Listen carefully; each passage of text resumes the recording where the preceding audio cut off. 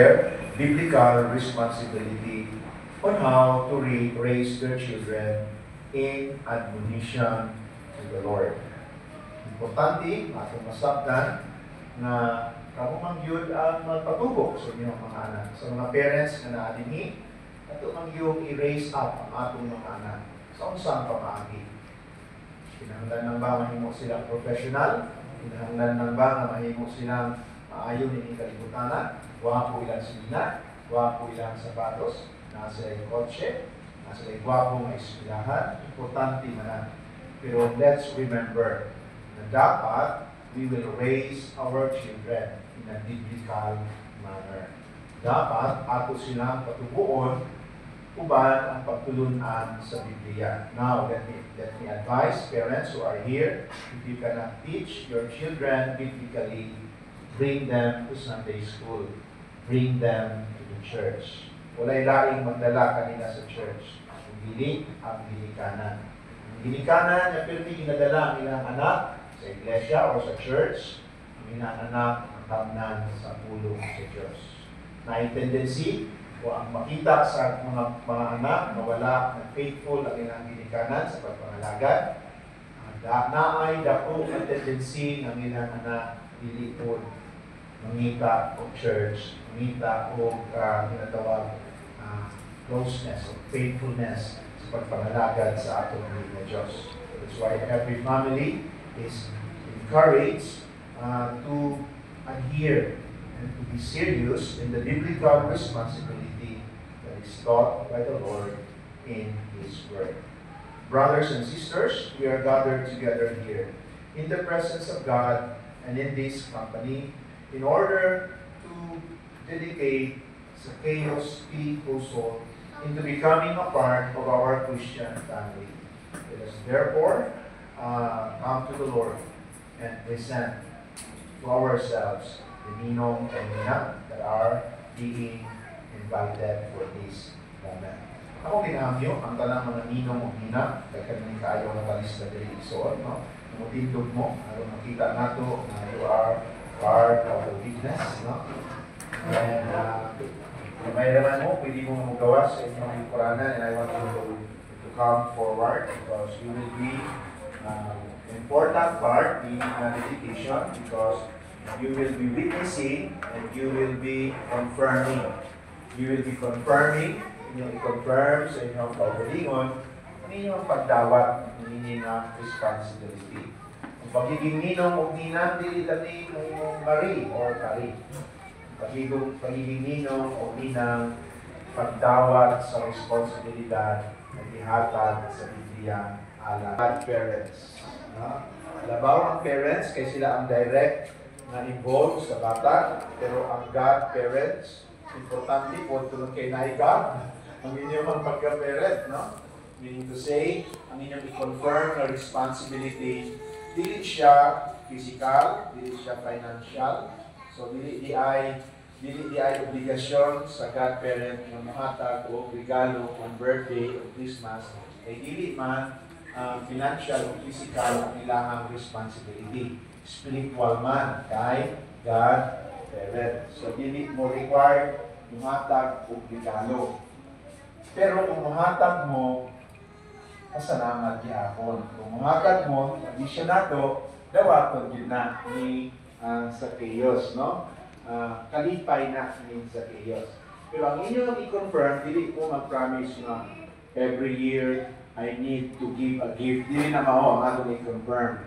Ang inyong i-confirm is spiritual responsibility. Kaya naman, itawag mo o God, Mother, o God, Father. So what are your spiritual responsibility? Number one is guidance. Guidance para sa bata. Pero usahay, may man mong absentee, ninong o ninang, hindi na magpakita, hindi na mong makagay, at least man lang na ginatawag na prayer. Prayer for Zacchaeus. Mention him in your prayer. So, sa man ang inyong purpose o goal, anong kinahanglan man siya, guidance, na nagagikan nga na kaninyo.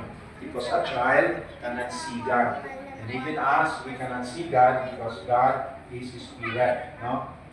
Even though this little child cannot see God, he can see you. Ano nyo? Bisag dili niya makita ang Diyos, makita niya mo.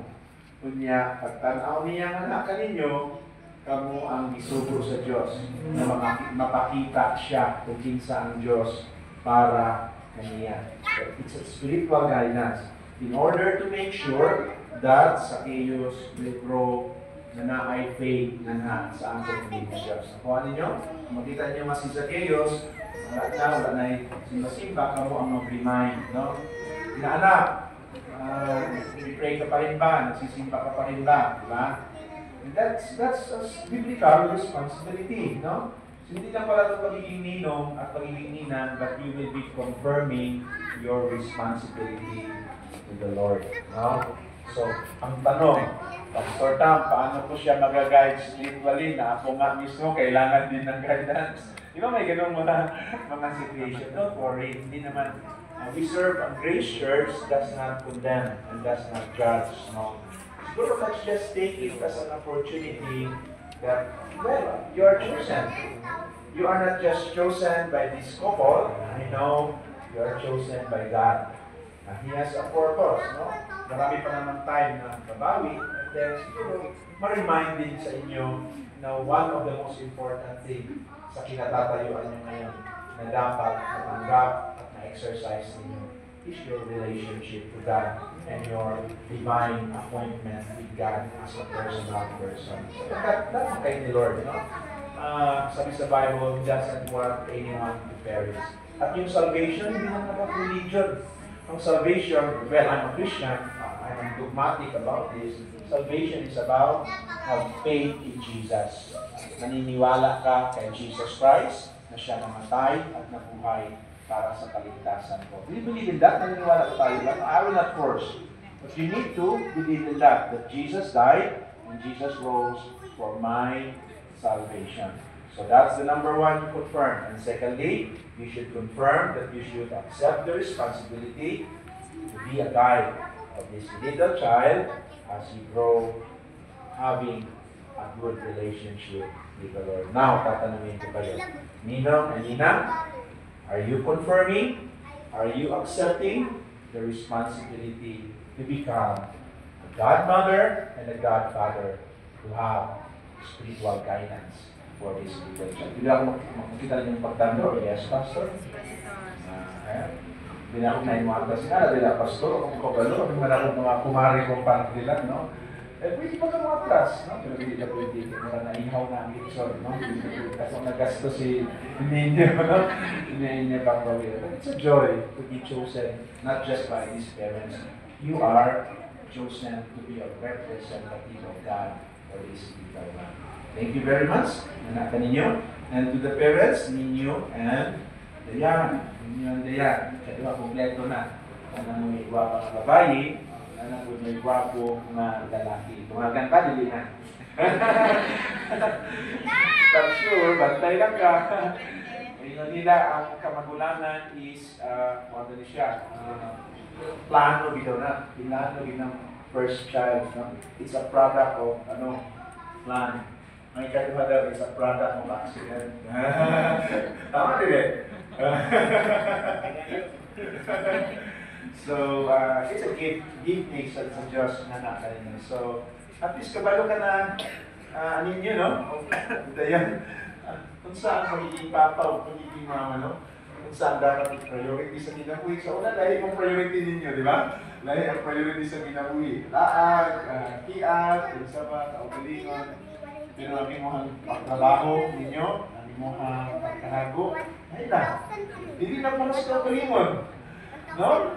Para nasa imuhang inalangga ng mga anak sa inyong asawa, pag-andam sa ilang kaugnapan. Pero ayaw problema ninyo. Ang promise sa Ginoo, He will not leave you nor forsake you.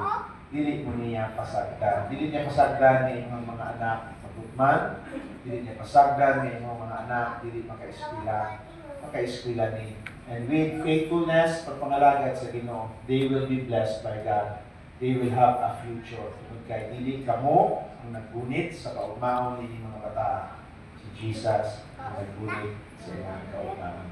So would you confirm, mother and father, na inyong iyahan, na inyong pinangga na baby, na magtubo siya na adunay hadlok sa Ginoo, magtubo siya na adunay giya sa Ginoo. Yes, Pastor?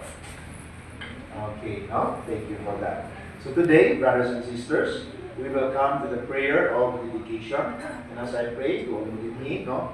I will also wipe anointing oil. Oil in the Bible symbolizes the presence of God. Well, may mga time na dili niya ma-feel ang presence sa iyang ninong-ninang. May mga time na dili niya mabati ang pagigugma sa mga parents ng kay di na may perfecto na parents. Pero this oil will symbolize the abiding presence of the Lord in His life. Ang promise niya sa Ginoo, He will never leave us nor forsake us. Pag Christian ka na, pag may faith ka na ni Lord, hindi ka na iniiwanan ni Lord. Pag feeling mo na malayo si Lord, feeling mo lang yun. Dahil siguro nagagawa ka ng kasalanan na parang malayo yung feeling mo sa Kanya. Pero that's just feeling. The truth is, God never leaves you. Paano pag nakagawa ako ng kasalanan? Iniiwanan ba ako ni Lord? The more na hindi ka niya iniiwanan. Paano pag nawala ako, Pastor Tam? The more na hindi ka niya iniiwanan. Sabi nga sa Bible, kaya niyang iwanan ang 99 in order to look for one that is lost. So, very nice grace gospel, grace message na naririnig natin. So today, we will offer a dedicatory prayer, and I will wipe the anointing oil as a sign of the dedication of Zacchaeus. And as I pray, I want you to think of positive words, positive things na gusto niyong mangyari sa life ni Zacchaeus. For example, si Zacchaeus ay magiging mas pogi sa kanyang dati. Di ba? Positive, negative, no? Si Zacchaeus ay magiging successful. Ano siya hanggang? Ano siya? Si Zaksak. Si Zaksak ay magiging professional, magiging lawyer, magiging doctor. Anything, any positive thing. I want you to mention it in your mouth while I'm praying. Bakit gawin namin yan, Pastor Tom? Because you are God. God, Mother, and God, Father. And your words have power. The Lord will respect your words. When the Lord formed the universe, He used His words. Diba? When the Lord formed the world, He used His word. Now, let there be light, and there was light. And now, God respects the power of your word. Whatever you speak, it will become true in the world of Zacchaeus. Ready na ba kayo? No? Pwede na ba akong mag-interview? Ano na yung naisip ninyo na positive word?